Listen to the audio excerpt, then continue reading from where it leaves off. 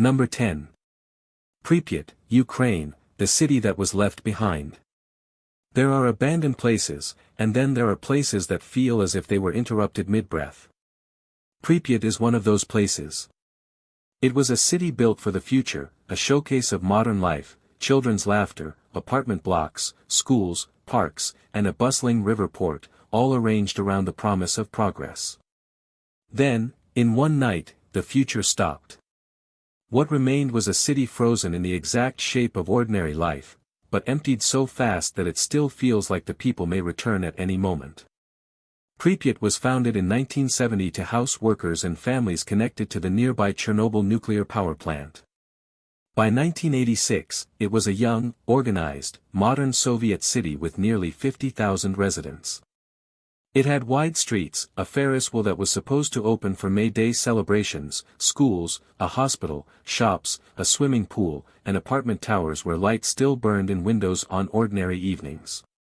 That normality is what makes the place so haunting now. It was not a battlefield. It was not a ruin from ancient times. It was simply a city that was living its life when something invisible entered it. The disaster at Chernobyl happened on April 26, 1986, when Reactor 4 suffered a catastrophic explosion during a late-night safety test. The release of radioactive material changed the lives of everyone in the region almost instantly, but Pripyat was especially vulnerable because it was so close to the plant. Residents were exposed to fallout before many of them even understood that anything had happened. The danger did not look like danger. It did not roar. It drifted. It settled on roofs, playgrounds, roads, and schoolyards like dust from a world that had already started to die. Smithsonian Mag +1. That is the first horror of Pripyat, the enemy is invisible. You cannot point to it, cannot hear it, cannot smell it in a way that makes sense. The city looked normal for a while even as it became unsafe to remain. Life continued in fragments. People went to work, children played outside, and families waited for news. Then the order came to evacuate. What was supposed to be temporary became permanent. Residents were told to pack for a few days. Most never returned. Imagine what that means in human terms. A mother leaves a meal on the stove. A father locks the door without knowing it will become the last time. Number 9. Aokigahara, Japan, the forest that swallows paths. There are forests that feel alive, and then there is Aokigahara, a forest that feels like it is listening. It sits at the base of Mount Fuji, thick with twisted roots, dense canopies, and a silence so deep it seems to press against the chest. People come here expecting trees, trails, and shadows. What they find instead is a place where direction fails, sound disappears, and the mind starts to turn against itself.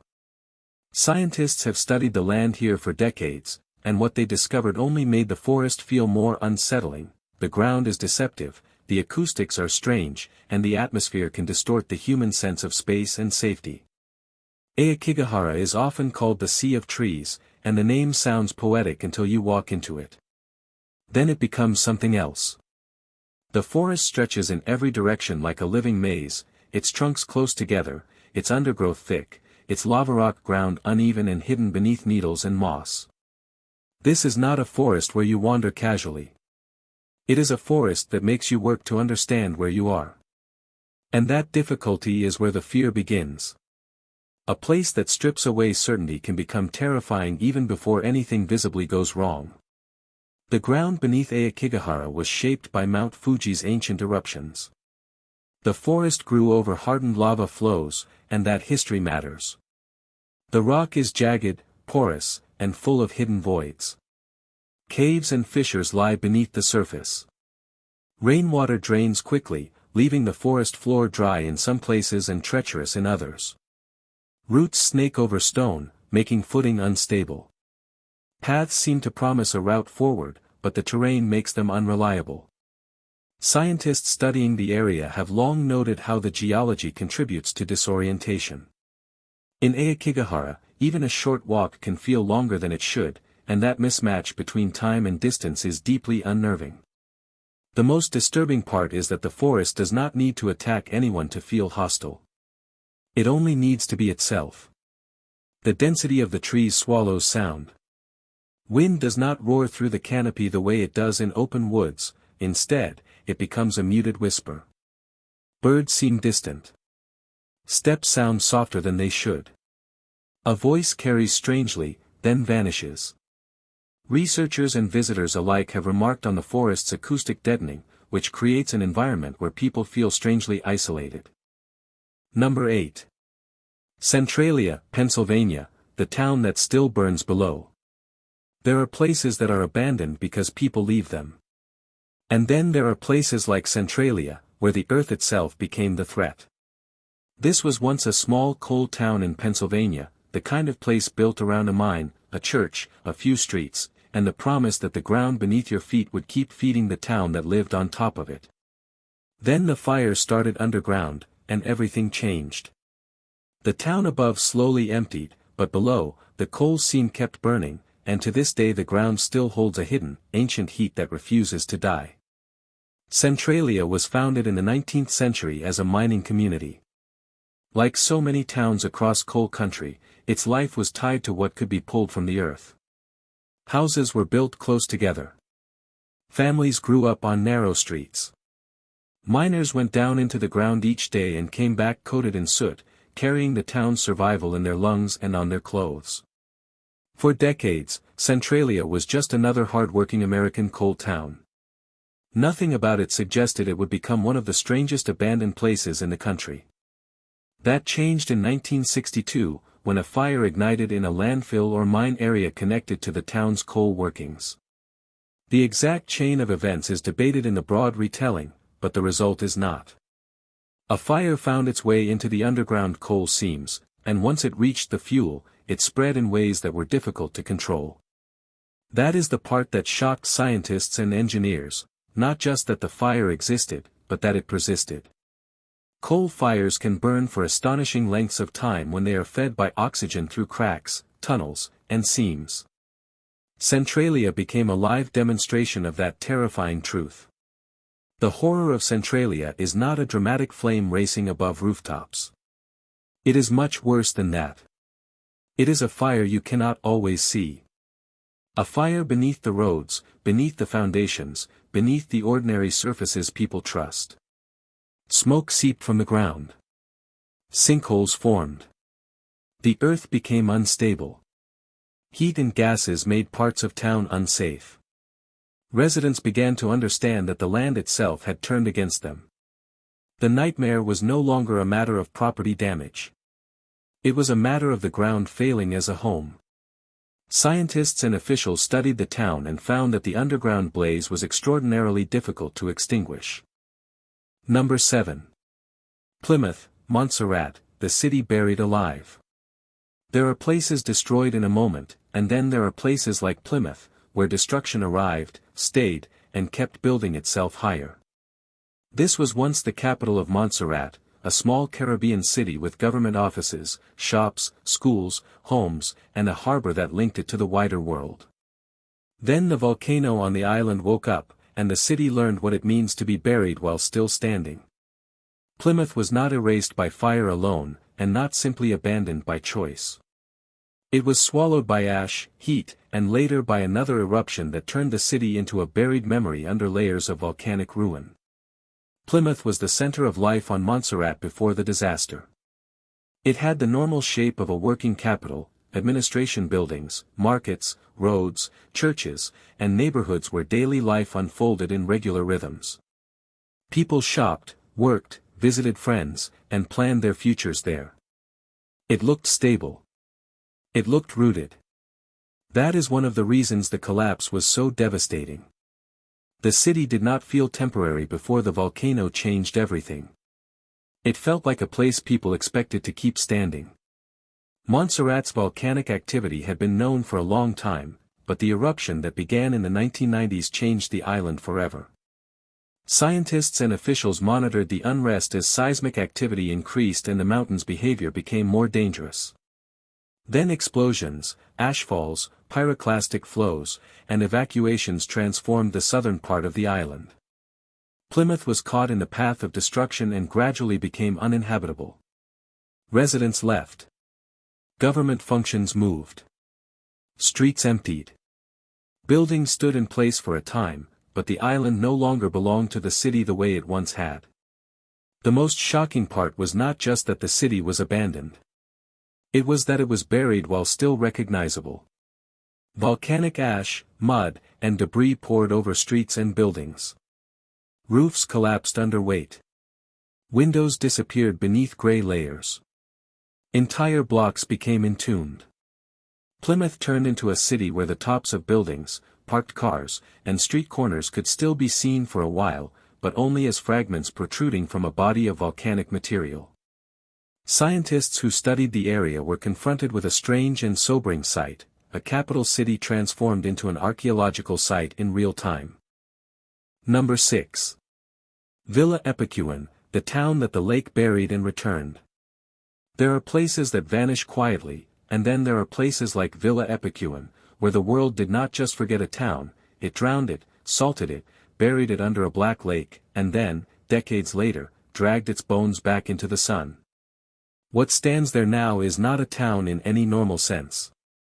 It is a warning. A ruin with teeth. A place where walls are bleached white by mineral water, and the remains of human life look as if they were preserved by something ancient and cruel. Villa Epicuan was once a lakeside resort in Argentina, built for comfort, healing, and escape. People came for the mineral-rich waters of Lago Epicuan, believing the lake could ease pain and restore the body. It became a quiet tourist town near Caru, a place of baths, pensions, shops, and summer visitors.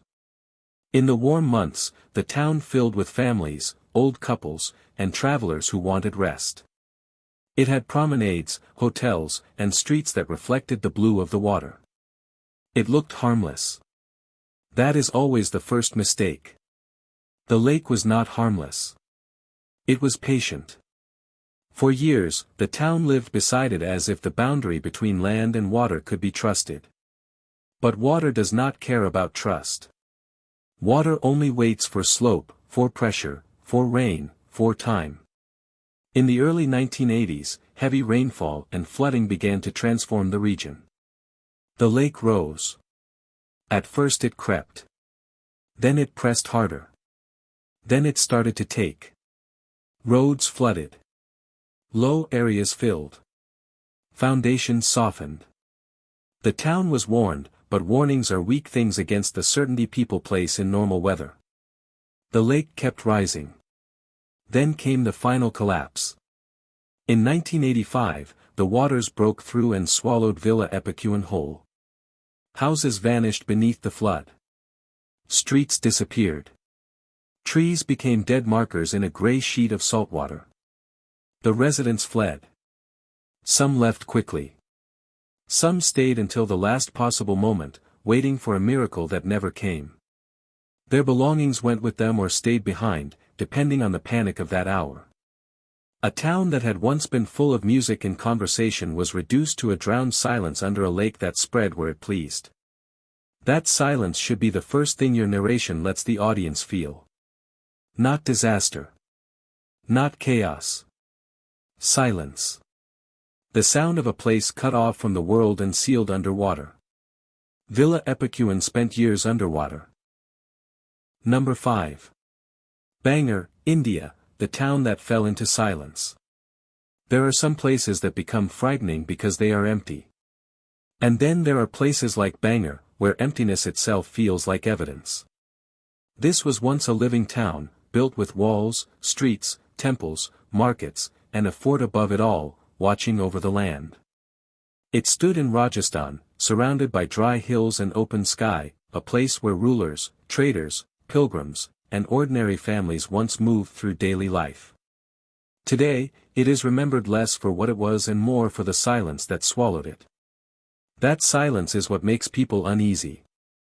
It feels too complete, too deliberate, like something happened here that the stones never finished explaining. Bangor was founded in the 16th century and later developed into a fortified settlement under the Kochwaha rulers. It had the usual shape of a bustling royal town, palaces, temples, gates, stepped paths, homes, and markets. It was not built as a ruin.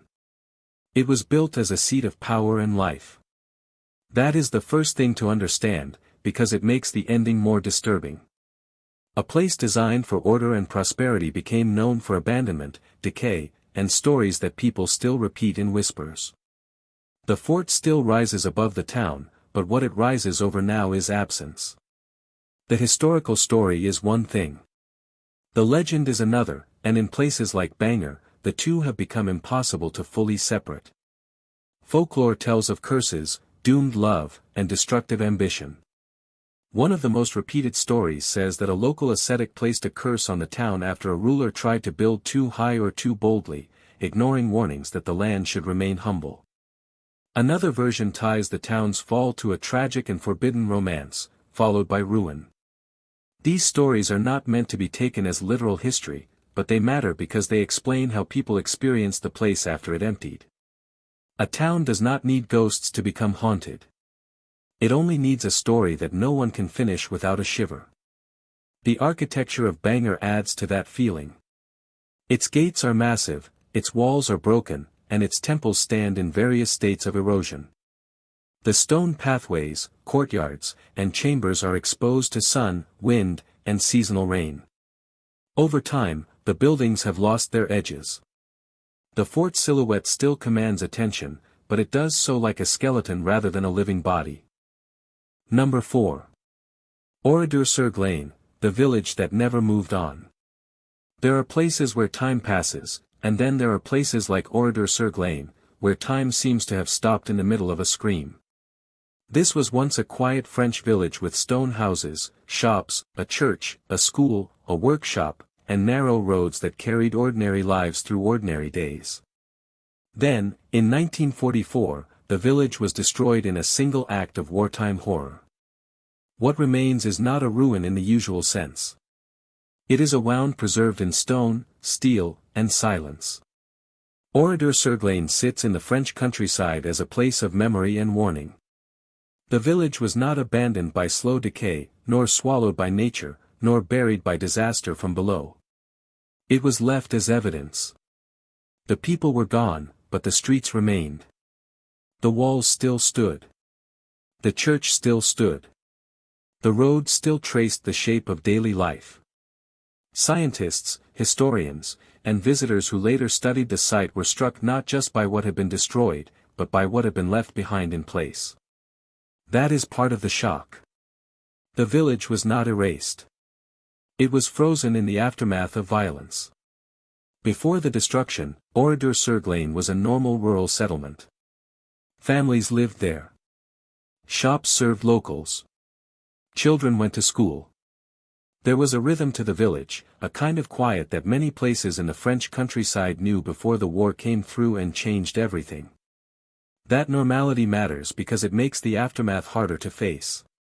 A place that was never meant to be a symbol became one anyway, and its buildings turned into a historical record written in ash, silence, and absence. During World War II, the village was caught in the violence of occupation and retaliation. In June 1944, German forces destroyed the village and killed much of its population in one of the most infamous atrocities in occupied France. The scale of loss was staggering. Entire families disappeared. Children disappeared. Houses burned. The event became one of the clearest reminders that war does not only destroy armies and borders. It destroys civilian life, everyday life, and the assumption that ordinary places are safe. That is why Oradour-sur-Glane still shocks people who study it. The physical remains are only part of the story. The human absence is the rest. What makes the site so haunting is that the village was deliberately left in ruins. Number 3. Dallol, Ethiopia, the place that looks like another planet. There are places on Earth that feel strange, and then there are places like Dallol, where the land itself seems to reject the idea of being called Earth at all. It is a place of blinding colors, sharp minerals, boiling heat, toxic gases, and salt formations that rise like broken sculptures from a world that should not be able to exist. Scientists came here expecting extreme conditions. What they discovered was something far more unsettling, a landscape so hostile, so chemically unstable, and so visually unnatural that it feels less like a place and more like a warning from the planet itself. Dallol sits in Ethiopia's Danakil Depression, one of the hottest and lowest places on the surface of the planet. The ground here is not stable in the way people usually imagine ground to be. It cracks, crusts, dissolves, and reforms. Bright yellow sulfur stains the earth. Green and orange mineral pools bubble or steam. Salt pillars stand in twisted formations. Fumaroles release heat and gas. Everywhere you look, the surface seems to be in a state of chemical collapse. The place is beautiful, but it is the kind of beauty that makes you uneasy, because it looks too alive for something so deadly. Scientists were shocked by Dallol not because it was merely hot, but because it pushed the limits of what life can endure. The region is shaped by intense geothermal activity, volcanic forces, and hypersaline conditions. The Dead Sea, the lake that refuses life. There are places on Earth that feel harsh, and then there are places like the Dead Sea, where the very idea of normal life seems to fail. It sits between Jordan and Israel like a wound in the land, deep, still, and intensely salty. The surface looks peaceful from a distance, but the water itself is so dense, so mineral-heavy, and so extreme that it has long puzzled scientists. What they discovered here was not just a body of water.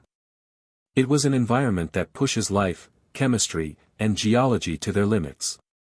The Dead Sea is one of the saltiest bodies of water on Earth. That fact alone makes it remarkable, but the real shock is how that salinity changes everything. The water is so dense that floating becomes effortless. The shoreline is layered with salt deposits. Minerals accumulate along the edges in white crusts that make the landscape look frozen, but it is not ice. It is salt. And the dryness, heat, and mineral content combine to create a place that feels more like a geological experiment than a lake. Scientists have studied the Dead Sea for decades because it is an extreme environment with a long history. It lies in the Jordan Rift Valley, a tectonic depression shaped by deep geological forces. Over time, evaporation has outpaced inflow, leaving behind a lake with an extraordinary concentration of dissolved salts and minerals. That chemistry is what makes the site so strange. It is not just salty water. It is a system where the land, climate, and mineral balance all interact in ways that seem almost engineered to exclude ordinary life. And that is exactly what shocked researchers. Number 1. Lake Natron, the lake that hardens life. There are places on Earth that feel dangerous, and then there are places like Lake Natron, where danger seems built into the water itself. It sits in northern Tanzania near the border with Kenya, a shallow, red-tinged lake in a landscape of volcanic rock, salt flats, and searing heat. From a distance, it looks almost beautiful. Up close, it becomes something else entirely, a place of scorching alkaline water, caustic minerals, and a surface that can preserve the dead in eerie, statue-like forms. Scientists were shocked by what they discovered here because Lake Natron is not just extreme. It is one of the harshest environments on the planet, and it still manages to support life in very narrow, astonishing ways. The first shock comes from the color. Lake Natron can turn red, pink, or deep orange depending on season, water level, and the growth of salt-loving microorganisms. The colors make the place look surreal, almost painted. But the color is not a sign of health. It is a sign of chemistry. The lake is highly alkaline, with a pH that can climb to levels capable of burning skin and eyes. The surrounding landscape is dry, harsh, and volcanic, adding to the sense that this is not a normal body of water but a chemical basin that happens to look like a lake. Scientists studying Lake Natron were struck by how extreme its conditions are. The water is shallow and warm, fed by mineral-rich hot springs and runoff from volcanic terrain. As water evaporates, salts and other minerals become concentrated, pushing the lake into conditions that are hostile to most forms of life. In many places, the water can be caustic enough to damage soft tissue. That's part of why Lake Natron has gained such a chilling reputation. It does not simply kill. It can preserve. That preservation is one of the strangest things associated with the lake. Birds and other small animals that die in or near the water can become calcified or desiccated in ways that make them look frozen in place, almost turned to stone.